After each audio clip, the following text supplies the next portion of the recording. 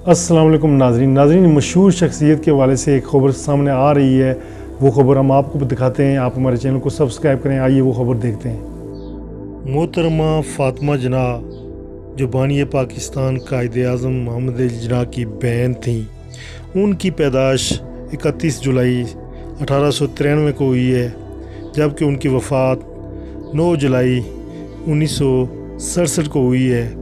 जब उनकी वफ़ात हुई है तो उस वक्त पाकिस्तान के अखबारात ने उनके बारे में क्या लिखा था वो आपको सुनाते हैं। ये जैसे कि देख सकते हैं, मोहतरमा फातिमा जना को आज मज़ार कायद के आता में सुपुर्द हक किया जाएगा।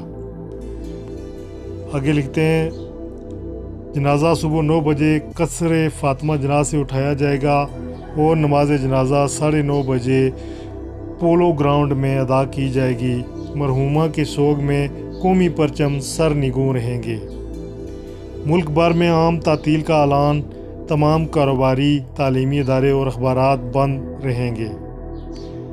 इसके अलावा मोहतरमा फातिमा जना की वफ़ात से मिलत पाकिस्तान अजीम मीनारा नूर से महरूम हो गई।